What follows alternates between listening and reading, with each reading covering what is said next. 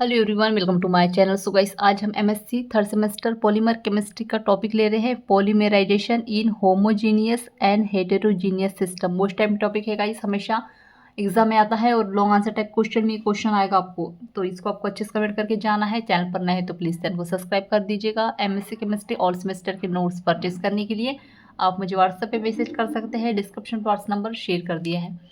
चलिए आगे देखते हैं। मोनोमर को निम्नलिखित विधियों द्वारा पोलीमराइज किया जा सकता है। फर्स्ट है पोलीमराइजेशन इन होमोजीनियस सिस्टम और सेकेंड है पोलीमराइजेशन इन हेटेरोजीनियस सिस्टम। ठीक है, मोनोमर को दो टाइप में विभाजित किया जाता है, ठीक है, विधियों द्वारा। तो दो है।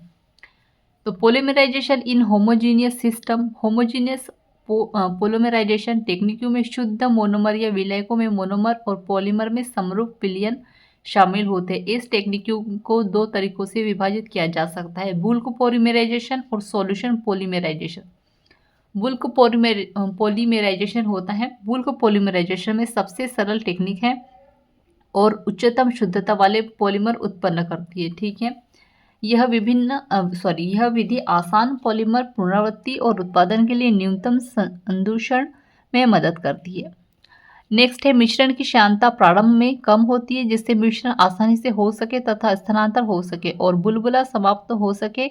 इस विधि का उपयोग पॉलीएथीन, पॉलिस्टराइन आदि के निर्माण के लिए किया जाता है। आगे देखते हैं।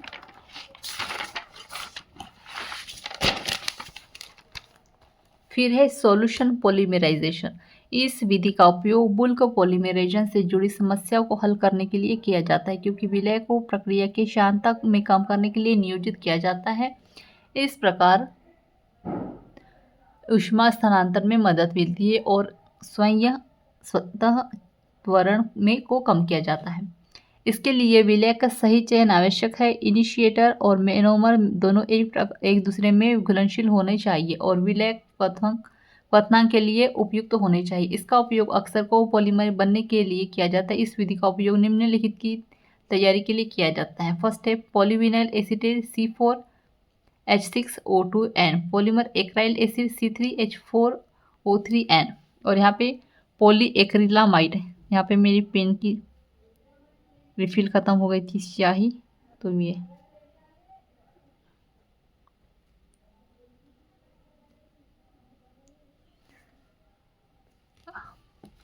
आगे देखते हैं।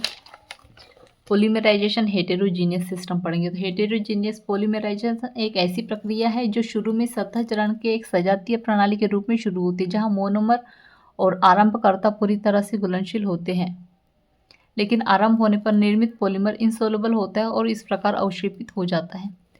Suspension polymerisation. फर्स्ट है निलंबन पॉलीमराइजेशन में एक जलीय प्रणाली होती है जिसके मोनोमर एक परिक्षिप्त चरण के रूप में होता है और इसके परिणाम स्वरूप पॉलीमर का एक परिक्षिप्त ठोस चरण के रूप में होता है। मोनोमर इनिशिएशन, मोनोमर में घुलनशील होना चाहिए और पॉलीमर निलंबन मीडिया में अघुलनशील होना चाहिए। इस विधि का उपयोग पॉलिस्टराइन, पॉलीविनाइल क्लोराइड, पॉलीविनाइल एसीटेट आदि के निर्माण के लिए किया जाता है। Emulsion polymerisation. इमल्शन पॉलीमराइजेशन में शामिल है फर्स्ट है जल विलायक या ऊष्मा हस्तांतर एजेंट के रूप में। सेकेंड नंबर में मोनोमर। थर्ड में इनिशिएटर, जल में घुलनशील तथा मोनोमर में इंसोल्यूबल। डी नंबर में एन इमल्सिफर। यह एक उपयोगी या पदार्थ है जो इमल्शन को रोकने के लिए एक स्टेबलाइजर के रूप में कार्य करता है। इस विधि का उपयोग polyvinyl acetate, butadiene, styrene, acrylonitrile,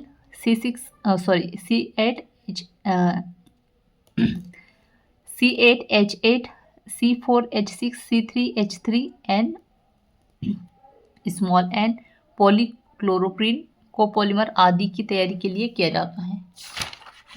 तो यहाँ पे जो है हमारा टॉपिक एंड होता है। सो आई होप आपको वीडियो अच्छे समझ में आ गया होगा। सो प्लीज़ चैनल को सब्सक्राइब कर दीजिएगा, बेल आइकन प्रेस कर दीजिएगा और एमएससी केमिस्ट्री और सेमेस्टर के नोट्स परचेस करने के लिए आप मुझे व्हाट्सएप पे मैसेज कर सकते हैं। डिस्क्रिप्शन में व्हाट्सएप नंबर शेयर कर दिया है। Thank you.